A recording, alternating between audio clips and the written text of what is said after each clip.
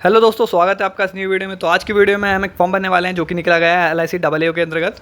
इस फॉर्म को पूरा भरने से पहले हम थोड़ा इसका ओवरव्यू ले लेते हैं। जैसे इस फॉर्म को भरने की लास्ट डेट है वो आपकी 8 सितंबर है। आपको इससे पहले पहले अप्लाई कर देना है, अदरवाइज सर्वर लो हो जाता है जिस कारण फॉर्म फिलअप नहीं हो पाते और ना ही पेमेंट सही से हो पाती है। ठीक है, राइट साइड में देखिए कैटेगरी वाइज फीस बता रखी है और उसके बाद आप नीचे आओगे तो देखोगे टोटल पोस्ट 841 है। और एज लिमिट की बात करते हैं तो मिनिमम 21 बता रखी है, मैक्सिमम 32 बता रखी है और साथ ही साथ आपको एज रिलैक्सेशन मिलता है as per the reserve category. तो कौन कौन इस फॉर्म को अप्लाई कर सकता है? जिसके पास ग्रेजुएशन की डिग्री हो वो इसको अप्लाई कर सकता है। ऑल ओवर इंडिया वैकेंसी है, मेल और फीमेल दोनों अप्लाई कर सकते हैं। तो चलते हैं इसकी ऑफिशियल वेबसाइट पे, जिसका लिंक मैं आपको डिस्क्रिप्शन में दे दूंगा। तो देखिए ऐसा दिखता है इसका इंटरफेस। वेबसाइट पे आ जाने के बाद सबसे पहले आपको न्यू रजिस्ट्रेशन करना पड़ता है, उसी के बाद ही आपका registration number and password generate हो जाता है। उसके बाद आप लॉगिन करते हो, फिर आगे का फॉर्म फिलअप करते हो। तो जैसे कि आप देख सकते हो, हमें इस वाले ऑप्शन पे क्लिक करना है, न्यू रजिस्ट्रेशन, इस पर क्लिक करते हैं। उसके बाद आपके सामने ऐसा इंटरफेस आ जाता है जहाँ पे आपके सामने देखिए ये 6 स्टेजेस होती है जिसको आपको कंप्लीट कर देना है। तो आपका जो फॉर्म है वो 100% सक्सेसफुली सबमिट हो जाएगा। तो अभी हम बेसिक इन्फॉर्मेशन वाली डिटेल पे हैं, जिसमें हमें सारी डिटेल फिलअप करनी है अपनी 10th की मार्कशीट के बेस पे। डिटेल में आपको क्या क्या फिलअप करना है? सबसे पहले आपका फर्स्ट नेम, उसके बाद आपने फर्स्ट नेम को नीचे कन्फर्म करना है। उसके बाद मिडल नेम, उसके बाद मिडल नेम को नीचे कन्फर्म कर देना है। उसके बाद आपका लास्ट नेम या सरनेम और उसको नीचे कन्फर्म कर देना है। अगर आपका सिंगल नेम है तो आप अपने फर्स्ट वाले नेम में ही अपना सिंगल नेम फिलअप कर सकते हैं। जो आपका नेम होगा वो ऑटोमेटिकली इस वाली डिटेल में आ जाएगा। उसके बाद देखिए नीचे आपको अपना मोबाइल नंबर लिखना है। मोबाइल नंबर को लिखने के बाद आपको इसे नीचे कंफर्म कर देना है। उसके बाद अगर आपको अल्टरनेटिव मोबाइल नंबर देना है तो आप दे सकते हो, ये बैकअप के लिए होता है, एमरजेंसी के लिए, अदरवाइज आप इसको खाली छोड़ सकते हो। उसके बाद नीचे देखोगे आपको अपनी ईमेल आईडी लिख देनी है, @ से पहले जितने भी लेटर्स और वर्ड होंगे। उसके बाद राइट साइड में देखिए आपको इसका डोमेन चूज़ कर लेना है। उसके बाद आपको पूरी ईमेल आईडी को नीचे कंफर्म कर देना है। फिर आप जब नीचे आओगे तो नीचे देखिए कैप्चा आ रहा होगा, आपको इस वाले बॉक्स में फिलअप कर देना है। उसके बाद देखिए राइट में सेव एंड नेक्स्ट वाले ऑप्शन पे क्लिक कर देना है। तो उसके बाद कंफर्मेशन का आता है तो आपको ओके कर देना है। तो इस तरह से आपका जो registration number and password generate हो जाता है, जिसका मैसेज आपके मोबाइल नंबर पे और साथ साथ मेल पे आ जाता है। सामने भी आप देख सकते हो आपका registration number and password show कर रहा है, जिसको आप नोट डाउन करके रख सकते हैं। इसी के माध्यम से आप लॉगिन कर सकते हैं। बट जैसे कि आप देख सकते हो राइट साइड में लॉग आउट का ऑप्शन आ रहा है, इसका मतलब हम ऑलरेडी लॉगिन कर चुके हैं। और जैसे कि आप यहाँ पे देख सकते हो हम स्टेज 2 पे भी पहुँच जाते हैं, जो कि होती है आपकी फ़ोटो एंड सिग्नेचर की। तो आप जैसे नीचे आओगे तो आप देखोगे आपको एक पासपोर्ट साइज फ़ोटो अपलोड करनी है और एक आपको अपनी लाइव फ़ोटो भी खींचनी होगी। लाइव फ़ोटो खींचने के लिए आप देखिए इस वाले ऑप्शन पे क्लिक करके लाइव फ़ोटो खींच सकते हैं और साथ ही साथ नीचे जो QR कोड है इसको स्कैन करके भी लाइव फ़ोटो खींच सकते हैं। उसके बाद नीचे आओगे तो आपको सिग्नेचर भी अपलोड करने होंगे। तो सिग्नेचर एंड फोटोग्राफ कैसे अपलोड करनी है, उनके इंस्ट्रक्शन क्या है वो आपको देखिए यहाँ पे मिल जाएंगे। इस पर क्लिक करोगे तो देखिए आपके सामने फ़ोटोग्राफ के इंस्ट्रक्शन आ जाते हैं कि फ़ोटोग्राफ आपकी बिल्कुल क्लियर होनी चाहिए, बैकग्राउंड वाइट कलर का होना चाहिए, फेस बिल्कुल रिलैक्स होना चाहिए आपका, आँख का कलर रेड नहीं आना चाहिए, ना ही आपने किसी प्रकार का ग्लास पहना हो, ना ही आपने किसी प्रकार के गॉगल्स पहने हो, हैट पहनी हो, कैप वगैरह ना पहनी हो, किसी प्रकार की शैडो नहीं आनी चाहिए पीछे, बैकग्राउंड आपका लाइट कलर का होना चाहिए, वाइट कलर होगा तो बहुत बेस्ट है। ठीक है, तो ये इंस्ट्रक्शन बता रखे हैं और साथ ही साथ फ़ोटो के साइज़ को चेंज करने के लिए भी डायमेंशन दे रखा है, जो कि 200 पिक्सल इसकी विड्थ है और 230 पिक्सल इसकी हाइट है। और साइज़ देखिए नीचे बता रखा है जो कि 20 से 50 KB के अंदर होना चाहिए। फॉर्मेट इसका JPG होना चाहिए। ठीक है, इसी तरह से आप देखिए लाइव फ़ोटो के इंस्ट्रक्शन भी बता रखे हैं, जो कि बिल्कुल क्लियर होनी चाहिए, बैकग्राउंड लाइट कलर का होना चाहिए। क्या क्या आपको नहीं करना लाइव फ़ोटो खींचते वक्त? फ़ोटो का साइज़ स्मॉल नहीं होना चाहिए ज़्यादा, और ग्लासेस वगैरह ना पहनो, ना ही किसी प्रकार की कैप वगैरह पहनी हो, ये बता रखा है। शैडो वगैरह ना है किसी प्रकार की, ब्लर फेस ना हो और फोटो का बैकग्राउंड डार्क कलर का नहीं होना चाहिए। इन सभी के कारण आपकी फ़ोटो रिजेक्ट हो सकती है। उसके बाद आप सिग्नेचर के इंस्ट्रक्शन भी देख सकते हो यहाँ से, और साथ ही साथ लेफ्ट थंब इम्प्रेशन के इंस्ट्रक्शन देख सकते हो। और उसके बाद आप हैंड रिटन डिक्लेरेशन के इंस्ट्रक्शन भी देख सकते हो। Left thumb impression, hand written declaration आपको आगे अपलोड करने पड़ेंगे, बट इंस्ट्रक्शन आप यहाँ से भी देख सकते हैं। तो सबसे पहले सिग्नेचर के इंस्ट्रक्शन बता रखे हैं, वाइट पेपर पर करना है आपको और ओनली ब्लैक इंक से करना है। जो डायमेंशन बता रखा है इसका, जिससे साइज़ चेंज होता है, 140 इसकी विड्थ है और 60 पिक्सल इसकी हाइट है। साइज़ इसका 10 से 20 KB के अंदर होना चाहिए। तो ये हो गया आपका सिग्नेचर के इंस्ट्रक्शन। उसके बाद आप नीचे देखोगे तो आपको दिखेगा आपका लेफ्ट थंब इम्प्रेशन, उसके इंस्ट्रक्शन बता रखे हैं, जो कि वाइट पेपर पे होनी चाहिए, ब्लैक या ब्लू किसी भी इंक से कर सकते हो आप। फाइल टाइप इसका JPG बता रखा है। डायमेंशन बता रखा है 240 पिक्सल विड्थ एंड हाइट है इसकी। ठीक है, और जो साइज़ है 20 से 50 KB के अंदर होना चाहिए। उसके बाद देखिए आप हैंड रिटन डिक्लेरेशन के इंस्ट्रक्शन बता रखे हैं, जो कि इंग्लिश में लिखी होनी चाहिए, वाइट पेपर पे होनी चाहिए और ब्लैक इंक से होनी चाहिए। और जो इसका डायमेंशन बता रखा है 800 इसकी विड्थ है और 400 पिक्सल इसकी हाइट है।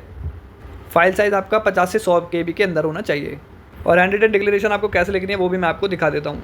यहाँ तक लिखना है और इस वाली ब्लैंक जगह पे आपको अपना नेम लिख देना है। इसकी फ़ोटो खींच के स्कैन करके साइज चेंज करके और अपलोड कर देना है। तो चलिए वेबसाइट पे चलते हैं, फ़ोटो सिग्नेचर अपलोड करते हैं। तो देखिए फ़ोटो हमने क्लियर अपलोड कर दी है। अगर फोटोग्राफ में आपने शर्ट पहनी हो तो रिजेक्ट होने के चांसेस बहुत कम हो जाते हैं। उसके बाद देखिए हमने लाइव फ़ोटो भी खींच दी है बिल्कुल क्लियर। उसके बाद आपको देखिए नीचे चेक बॉक्स पे क्लिक करना है। उसके बाद देखिए हमने सिग्नेचर भी अपलोड कर दिए ब्लैक पेन से वाइट बैकग्राउंड के साथ, और नीचे देखिए चेक बॉक्स पे क्लिक कर देना है। तो किस तरह से फ़ोटो सिग्नेचर के साइज़ को मैंने चेंज किया उसके ऊपर मैंने ऑलरेडी वीडियो बना रखी है, जो आपको डिस्क्रिप्शन में मिल जाएगी, आसानी से समझा रखा है मैंने उसमें। उसके बाद हमें नेक्स्ट वाले ऑप्शन पे क्लिक कर देना है। उसके बाद हम थर्ड स्टेज पे पहुंच चुके हैं। थर्ड स्टेज की हम बेसिक डिटेल पे अभी हम यहाँ पे हमें बेसिक डिटेल फिलअप करनी है। सबसे पहले आ जाता है कि आपको कौन सी एडवर्टाइजमेंट के अंदर अप्लाई करना है। तो हमें करना है जर्नलिस्ट की। जर्नलिस्ट के बाद आप क्या आ जाता है अप्लाई कौन सी पोस्ट के लिए करना है आपको, तो यहाँ से हमें इसे चूज़ कर लेना है AA। उसके बाद हमें अपनी कैटेगरी सेलेक्ट कर लेनी है, जैसे कि हम ऐसी कर लेते हैं। उसके बाद नीचे आपको अपनी सब कास्ट लिख देनी है।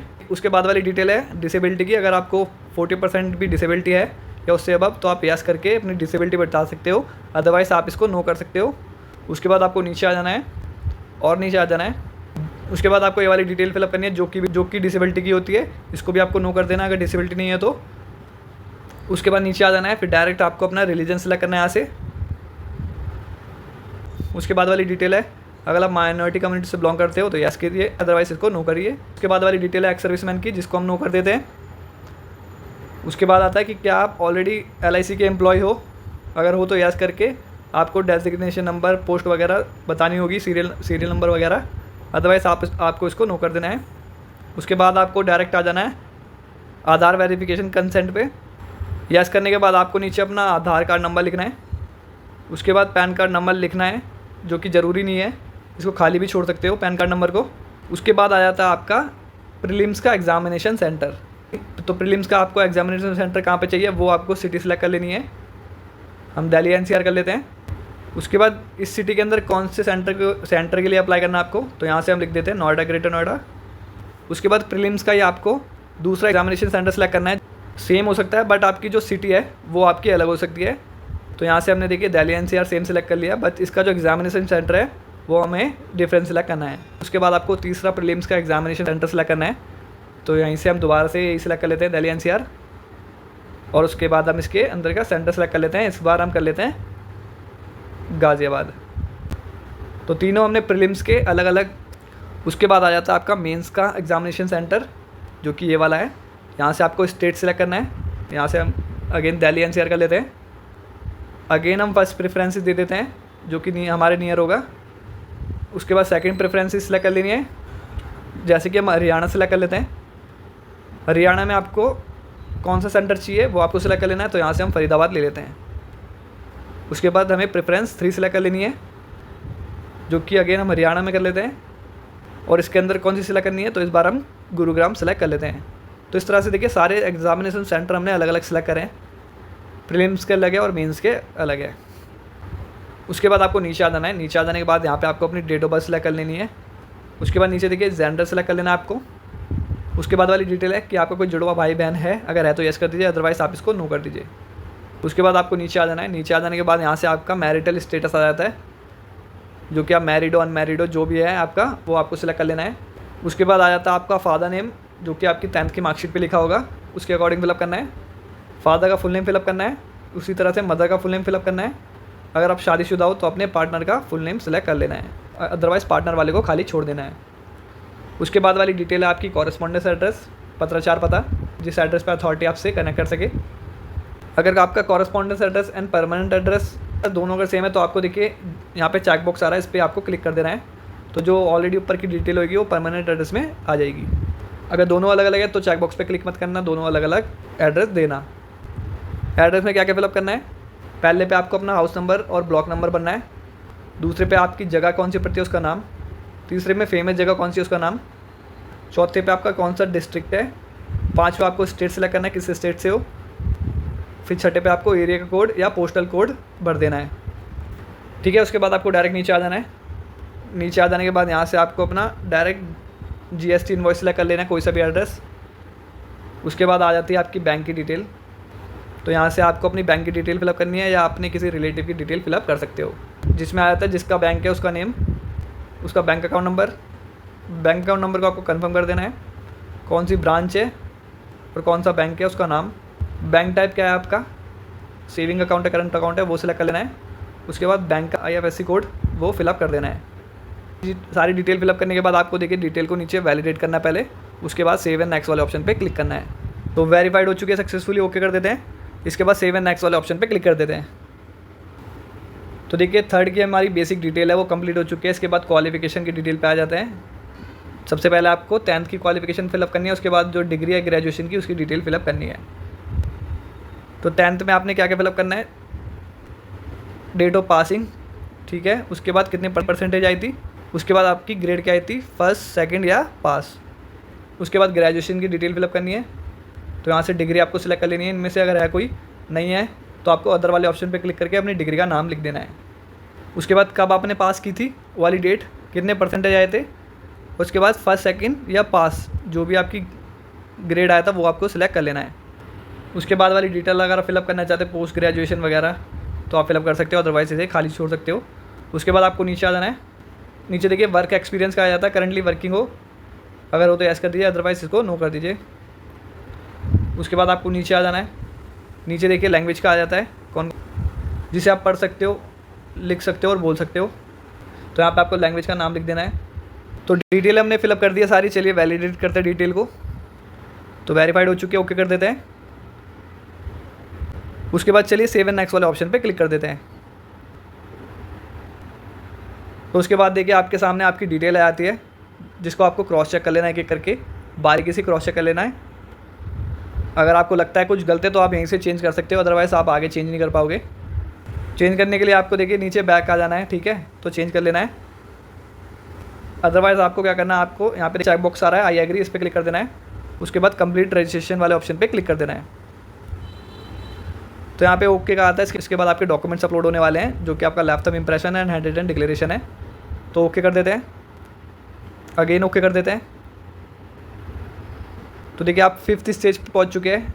तो यहाँ पे आपको 10वीं की सर्टिफिकेट अपलोड करना है, जो कि PDF फॉर्मेट में होना चाहिए।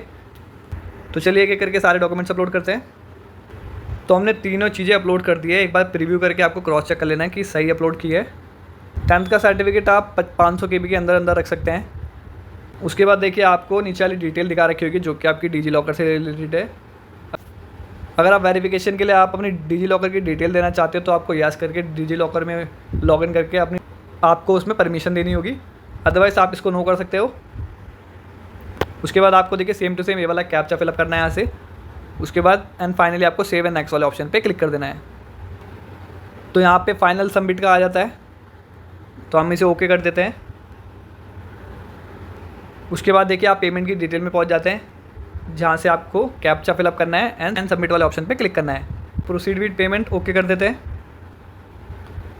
तो देखिए आप रीडायरेक्ट कर गए पेमेंट की वेबसाइट पे, जहाँ पे आपके सामने अमाउंट शो कर जाता है और मेथड शो कर जाता है अलग अलग, जिसमें आपका क्रेडिट कार्ड आ जाता है, डेबिट कार्ड आ जाता है, नेट बैंकिंग आ जाता है, वॉलेट कार्ड आ जाता है और साथ ही साथ आपका QR कोड आ जाता है और साथ ही साथ UPI भी आ जाता है। तो यहाँ से मैं रेकमेंड करूँगा कि आप UPI के थ्रू पेमेंट करिए। उसके बाद आपको मेक पेमेंट वाले ऑप्शन पे क्लिक करना है, तो अमाउंट शो कर जाता है। उसके बाद नीचे देखिए प्रोसीड विद पेमेंट वाले ऑप्शन पे क्लिक करना है।